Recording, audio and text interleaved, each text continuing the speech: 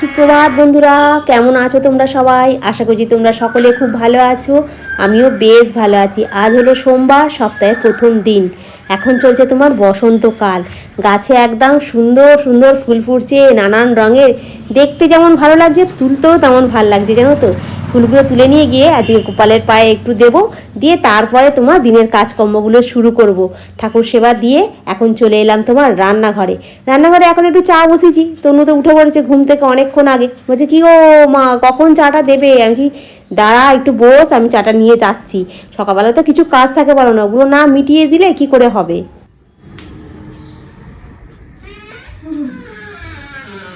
একদম হুমু হুমু করবি না। মুখে কি লাগিয়েছিস? বনে উঠেছে? তাহলে মশা কামড়েছে। আচ্ছা, আজকে একটু মনের কথা বলি। স্বামী নেই, একা সংসার চালাতে হয়। বাইরে থেকে সবাই দেখে ভাবে সব ঠিক আছে, কিন্তু ভেতরে যে চাপটা সেটা একমাত্র আমিই জানি। কখনো কখনো না সত্যিকারের বুঝতেই পারি না কিভাবে সব সামলাবো। মাসের শেষে যখন হিসাব মেলাতে বসি না, মাথাটা পুরো ঘুরে যায়। তবুও ওই থেমে থাকতে পারি না, চলতেই থাকি আর কি। মেয়ের জন্য, নিজের জন্য প্রতিদিন সকালবেলা ঘুম থেকে উঠে না নতুন করে শুরু করার চেষ্টা করি, জানো তো। সকালবেলা এক কাপ চা, ঠাকুরকে সেবা দেওয়া, ওই ছোট্ট ছোট্ট জিনিসগুলোর মধ্যে নিজের একটা আলাদাই শক্তি খুঁজে পাই। আমি জানি আমি একা নই, আমি একদমই দুর্বল নিজেকে মনে করি না। ধীরে ধীরে একটু একটু করে সব ঠিক হয়ে যাবে, এই ভরসাতেই এগিয়ে যাচ্ছি, জানো তো।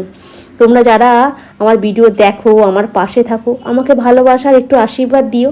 এটাই হচ্ছে আমার কাছে সবচাইতে বড় শক্তি।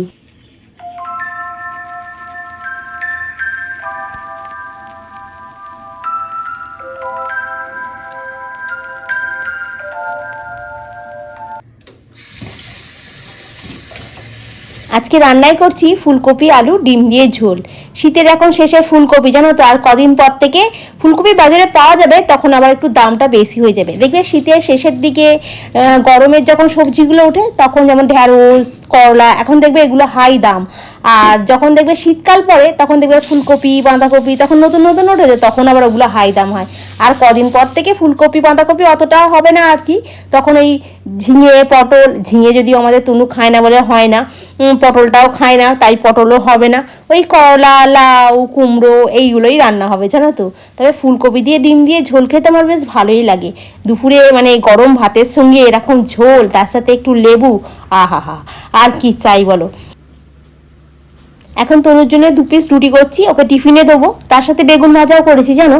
কালকে যখন বেগুনিটা করেছিলাম না, বেগুনিটা ভাতের সঙ্গে যখন খাচ্ছিলাম তখন কিছু মনে হচ্ছে না, যখন শুধু খাচ্ছি না তখন একটা হালকা আতিত লাগছিল। আমি ভাবছি তনু মনে হয় বিট লবণটা একটু বেশি দিয়েছে, মনে হয় এরকম লাগছে। তবে আজকে যখন বেগুন ভাজাটা ভাত দিয়ে দুপুরবেলা খাচ্ছি, তখন দেখি হালকা আতিত লাগছে। আমি তার ভাবলাম যে না, বেগুনিটার মধ্যে প্রবলেম নয়, বেগুনের মধ্যে প্রবলেম। কথাটা কেমন হলো না? সেই একটা ছিল না, পাখি পাকা পেঁপে খায়, এটা তাড়াতাড়ি বললে কিরকম হবে, ঠিক ওই রকম হয়ে গেল। বেগুনের মধ্যে প্রবলেম, বেগুনির মধ্যে প্রবলেম নয়, এই কথাটা বলতে গিয়ে জড়িয়ে গেল। যাই হোক, এখন আমি এই তনুর রুটিটা এই এতে করে মুড়ে দিচ্ছি। এই ফয়েল পেপারটা করে মুড়ে দিলে না রুটিটা ভালো থাকে। আর বেগুনটা এর মধ্যে করে দিয়ে দিলে ওর মধ্যে যে তেলটা থাকে না, ওই তোমার টিস্যুটার মধ্যে অ্যাবজর্ব হয়ে যায়, জানো তো। আর এই ফুলকপির তরকারি আমার প্রায় রেডি। উপর থেকে খালি একটু ধনেপাতা ছড়িয়ে দিয়েছি, ব্যাস। দিয়ে তনুকে সমস্ত কিছু গুছিয়ে রেডি করে দিলাম। আজকে তনুর আবার একটু রাগ হয়ে গেছে বলতে, ওর ট্রেনটা আছে অনেকটা লেটে। এবার ওর ট্রেনটা লেটে আছে, তো আমি কি করব। এত বলি একটু তাড়াতাড়ি উঠে পড়, উঠে রেডি হয়ে নে, হাতে একটু সময় থাকবে। না, আমি তাড়াতাড়ি উঠবো না, আমি একদম টাইম নিয়ে বেরোবো। আমি হলদিয়া লোকালে যাব, উলবেরিয়াতে যাব, মিদনাপুরে যাব না। আজকে হলদিয়া আর উলবেরিয়া তোমার গেছে অনেক দূরে। সে একজন কোলাঘাটে দাঁড়িয়ে আছে, আর একজন উলবেরিয়া থেকে ছাড়েই নে। ও ভাবছে এখন তো এরা ছাড়ে নে, তাহলে আমি এখন কি করে যাব, আমি তো টাইমে পৌঁছতে পারবো না। এই জন্য মুডটা একদম অফ হয়ে গেছে। সকালবেলায় মুখটাকে ঝোড়া করে রেখে দিয়েছে। আমি জন্য আর ক্যামেরা অন করিনি। না বাবা, দরকার নেই ক্যামেরা অন করে। ও আস্তে আস্তে সাবধানে বললাম যা, পেয়ে যাবি। যাই হোক, পেয়ে গেছে। 9টা বাজতে ওই 5-7 মিনিট আগেই পেয়ে গেছে। ওই 10টা 15-20 ঢুকে গেছে। আমি চিন্তা করছিস তো, দেখ তা পৌঁছে গেলি তো? বলছে হ্যাঁ পৌঁছে গেলাম, কিন্তু টেনশান হচ্ছিল। যাই হোক, ও চলে যাওয়ার পরে একটা একটা করে কাজ করছিলাম, তারই মধ্যে একটুখানি মুড়ি আর একটুখানি ফুলকপি দিয়ে তোমার খেলাম, অল্প একটুখানি মেখে খেলাম। খেয়ে দিয়ে আমি বলি না, এখন সোফার কভারগুলো অনেক দিন হয়ে গেছে তোমার কাঁচা হয়নি, ওই জন্য সোফার কভারগুলো ভাবছি আজকে কেচে দেবো। কেচে আর আজকে ছাদে যাবো না, ব্যালকনির সামনেটাই দিয়ে দিলেই তোমার শুকনো হয়ে যাবে। আর এখন তো শীতটা হালকা কমে গেছে, এখন আর কম্বলগুলো গায়ে দেওয়া হচ্ছে না বলে কম্বলগুলোকে আমি ব্যালকনির কাছে একটুখানি হালকা রোদ্দুর আসে ওইখানটাতে দিয়ে রেখেছি।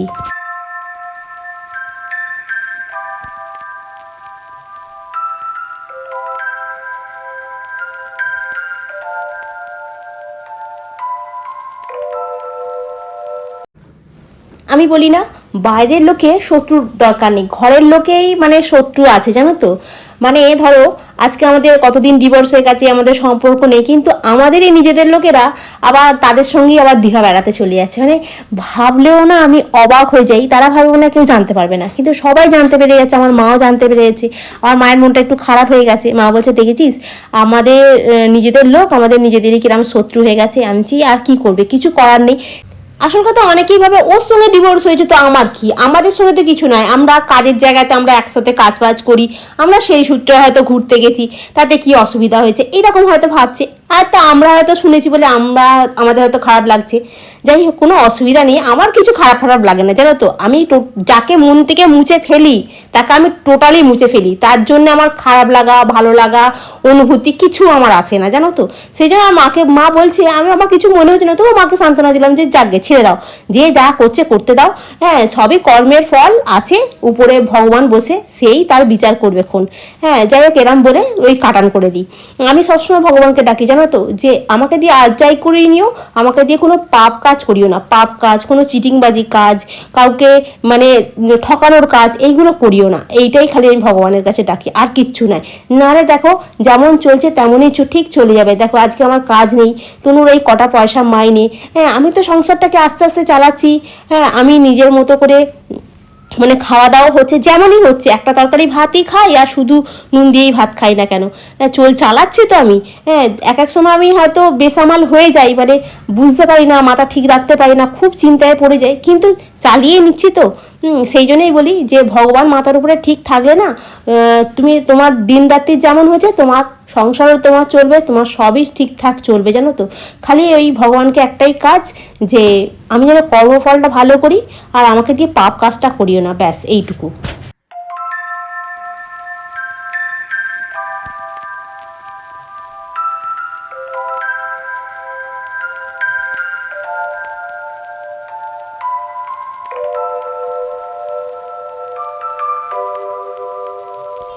কি বলো তো, আমার তো মীন রাশি, আমার মীন রাশিতে না মানে তোমাকে পরিশ্রম করতে হবে, অনেক পরিশ্রম করার পর তারপরে যখন তুমি ধীরে ধীরে ফল পাবে তখন তুমি ফলটা পেতে পারবে, কিন্তু পরিশ্রম না করে তুমি কিচ্ছু পাবে না। এটাই হচ্ছে আমার মানে মীন রাশিতে আছে, জানো তো। তাই আমি অনেক পরিশ্রম করলে তারপরে গিয়ে তোমার আমি একটুখানি আশার আলো হয়তো দেখতে পাবো, কিন্তু পরিশ্রম আমাকে করে যেতে হবে। যে অনেক মানুষের আছে না, অল্প একটু পরিশ্রম করলে সাথে সাথে সাকসেস পেয়ে যায়, আমার মীন রাশিতে ওটা নেই, অল্প পরিশ্রমে না, আমাকে কঠোর পরিশ্রম করে যেতে হবে, তারপরে গিয়ে তুমি একটু আশার আলো দেখতে পাবে।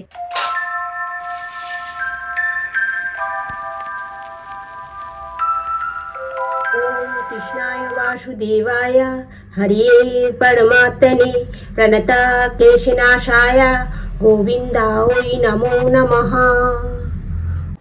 আজকে রান্না হয়েছে তোমার ভাত, বেগুন ভাজা আর একটু দিয়ে ডিম দিয়ে তরকারি। খাওয়া দাওয়াটাই কমপ্লিট হলো। রান্নাঘরে বেসিনের মধ্যে বাসনগুলো রেখে দিয়েছি, আর এই টেবিলটা মুছে পরিষ্কার করে নিয়ে তারপরে তোমার ফেসবুকে একটু কাজ আছে সেগুলো করে তারপরে গিয়ে বাসনগুলো মাজবো। আর এই টেবিলটা একটু মানে ফার্স্টে জল ল্যাংড়া করে ভালো করে মুছে নিই, তারপরে একটুখানি এর মধ্যে কলিং হোক আর আমার ওই কিচেন ক্লিনারটা হোক ওর মধ্যে দিয়ে একটুখানি মুছে নিলে কি বলো তো বেশ ভালো পরিষ্কার হয়ে যায়, জানো তো। হয়ে গেছিলো অনেকক্ষণ, তারপরে বসে বসে একটু এডিট করছিলাম, করে তারপরে করলাম তোমার বাসনগুলো মাজলাম এক্ষুনি। এখন তোমার ঘড়ির কাঁটা ওই 4:30 বাজে, ঠিক আছে। বাসনগুলো মেজে আর টেবিল পরিষ্কার হয়ে গেছে অনেকক্ষণ, কিন্তু বাসনগুলো ফেলে রেখে দিয়েছিলাম। গিয়ে এখন এইগুলোকে তুলে নিয়ে যাই। কম্বলগুলোকে তো রোদ্দুরে দিয়েছি, রোদ্দুর বলতে এখানে যেটুকু আসে, এখন আর গায়ে দেওয়ার মতো নেই, চাদরটা একটা গায়ে দিয়ে দিলেই হয়ে যাচ্ছে। এই কম্বলগুলো এখানে একটু রোদ্দুরে দিয়ে দিই হালকা। এবার রাখবো কোথায় সেটা হচ্ছে ব্যাপার।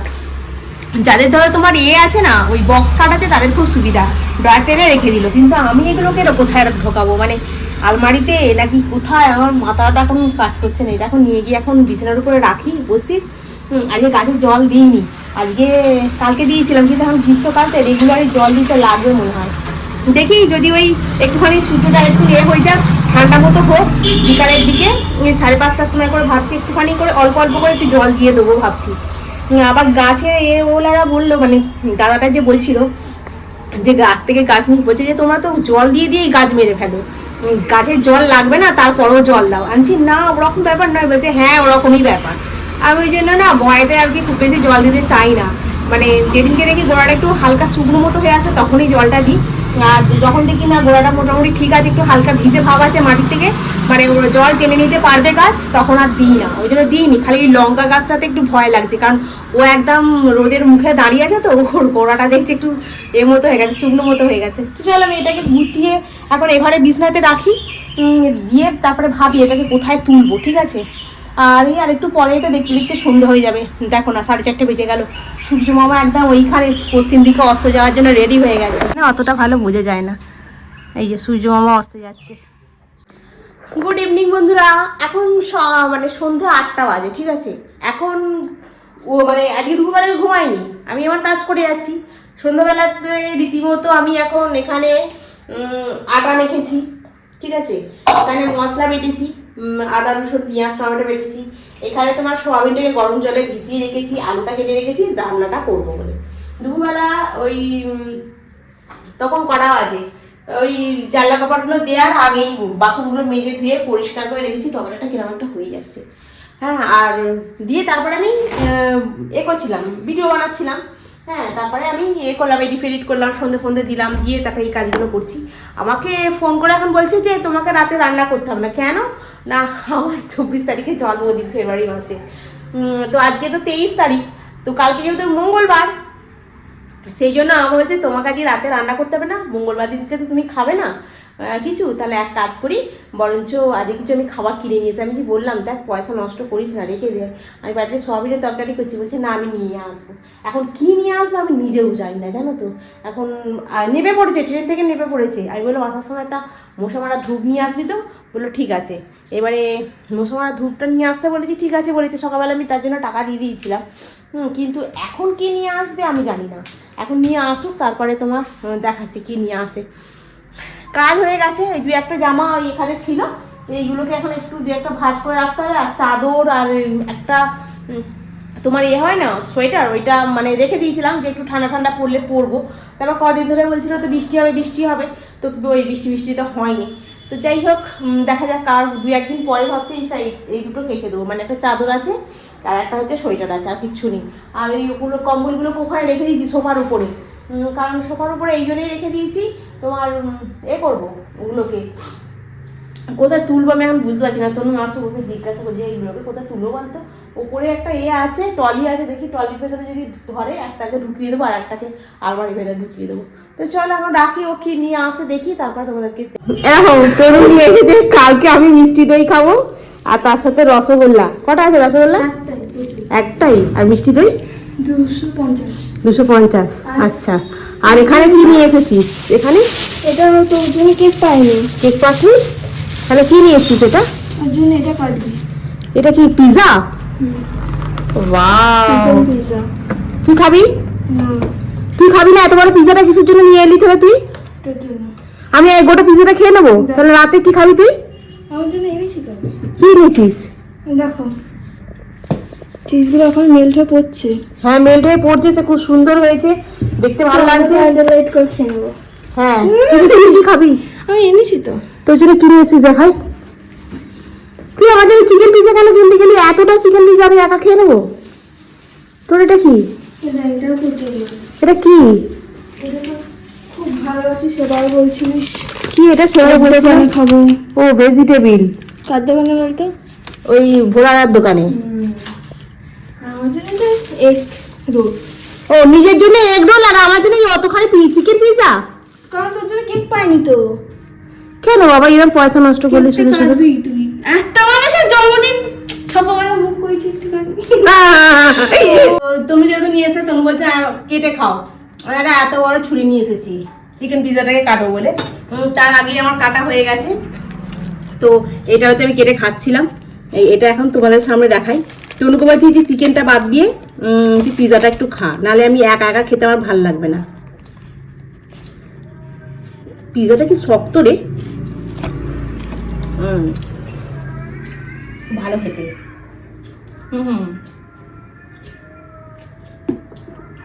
তো চল আর খেয়ে নি, ঠিক আছে? চল খেয়ে নি। খাওয়া দাওয়া সব কমপ্লিট হয়ে গেছে। এখন বাসন বলতে কিছু নেই, খালি ওই একটা প্লেট ছিল। তনুকে বললাম তুই এক কাজ কর, চিকেনগুলোকে তুলে শুধু পাউরুটিটা অন্তত খা, নাহলে আমার এটা গলা দিয়ে নামবে না। বলতে তাই খেলো 2 পিস। তারপরে ও রোল নিয়েছিল, আমাকে বলছে তুমি একটুখানি রোল খাও। আমি রোল খাবো না, পুরো পেটটা পুরো ফুলে গেছে। ভেজিটেবল একটু মুখে দিই, আমি আর একদম খেতে পারবো না, ভেজিটেবলটা তুই খেয়ে নে। রোলটা একটুখানি খেলাম, আর একটুখানি মানে এইটুকুই। আর পিজাটা খেয়েছি, পিজাটা খুব ভালো লাগছিলো, কিন্তু পিজাটা একটু শক্ত মতো হয়ে গেছে পাউরুটিটা। এই দোকানদারটা না খুব একটা ভালো করছে না। যে আমাদের তোমার KFC যে চিকেনটা রয়েছে না, KFC না HFC, এই যে চিকেনটা রয়েছে আমাদের হলি চাইল্ডের এখানটাতে, এখন খুব একটা ভালো করে না। আগে খুব ভালো হতো, একটু নরম থাকতো পাউরুটিটা, এখন দেখছি শক্ত হার্ড, ভাল নয়। তনুকে দেখলি তো পয়সা দিয়ে জিনিস নিয়ে আসলি, শুধু তুই একটা এগরোল নিয়ে আসলি, তোর ঝামেলা মিটে যেত। বলছি যে ঠিক আছে একদিন, কালকে মিষ্টি দই আর রাখা আছে, মিষ্টিটা কালকে গোপালকে দিয়ে তারপরে আমি খাবো। আর তনুকে বলেছি কালকে তুই ওই মিষ্টি দইটা দিয়ে ভাত খেয়ে যাবি। কালকে এখন কী রান্না হবে, কালকে তো তোমার মঙ্গলবার না, যার জন্য হচ্ছে অসুবিধা।